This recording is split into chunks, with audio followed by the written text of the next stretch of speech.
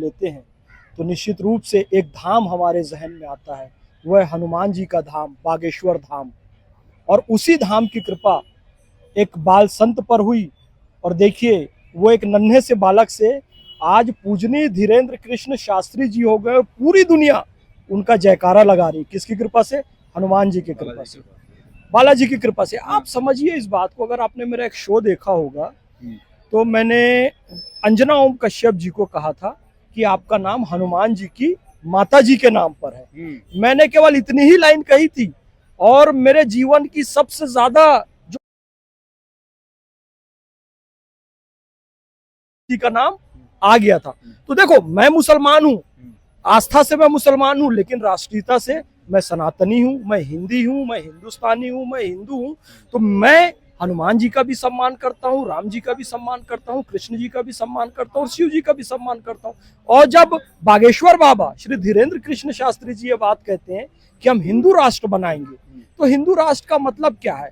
वो तो स्पष्ट रामचरितमानस में गोस्वामी तुलसीदास जी ने कह दिया है कि दैहिक दैविक भौतिक तापा राम राज काहू नहीं व्यापा, और सब नर करी परस्पर प्रीति, चल ही स्वधर्म निरत श्रुति नीति। तो राम राज में, हिंदू राष्ट्र में यदि सब प्रीति से चलेंगे, प्रेम से चलेंगे, सब अपने कर्तव्य का पालन करेंगे, किसी को दैहिक दैविक ताप यानी कि बीमारियां नहीं होंगी, व्याधियां नहीं होंगी, ऐसा राज चाहिए। तो यहाँ इसमें क्या दिक्कत है? यहाँ तो हिंदू जो हैं उनको जो नहीं मानते, उनको पाखंडी बोलते हैं, वही कहते हैं कि हिंदू मुस्लिम करते हैं और आप मुस्लिम हो गए। ना ना ना ना ना ना।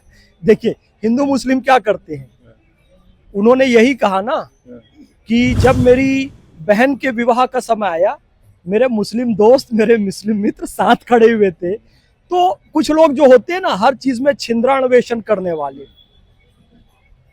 एक जीव है, उसके सामने 56 भोग रख दो तो वो 56 भोग ग्रहण नहीं करेगा, वो नाली में मुंह डालकर मल खाएगा। धीरेन्द्र कृष्ण शास्त्री जी इतनी अच्छी अच्छी बातें कहते हैं, और राम राज को लेकर भी उन्होंने बहुत अच्छी बातें कही, हिंदू राष्ट्र को लेकर भी अच्छी बातें कही, इस देश की हिंदू मुस्लिम एकता के लिए बहुत। उसको वो लोग ध्यान नहीं देते हैं क्योंकि उनका काम केवल तोड़ना है, लेकिन बागेश्वर बाबा का काम जोड़ना है। और जोड़ना है इसीलिए मैं भी उनके पास गया, सम्मान से उन्होंने मुझसे बात की और उन्होंने कहा हमारी इच्छा, अनुमति और आज्ञा है कि आप भी इस यात्रा में चले और हमारे साथ चले। तो मैंने बाबा जी से कहा, बाबा जी मैं तो चलूंगा ही, मेरे साथ और भी मुस्लिम भाई बहन आएंगे। अब वो संख्या 300 की होगी, 500 की, 1000 की होगी, लाखों की हो, वो अब प्रभु की इच्छा पे है, ईश्वर मालिक अल्लाह उसकी इच्छा पे है। लेकिन हाँ, मुस्लिम बाबा बागेश्वर जी की इस यात्रा में उनके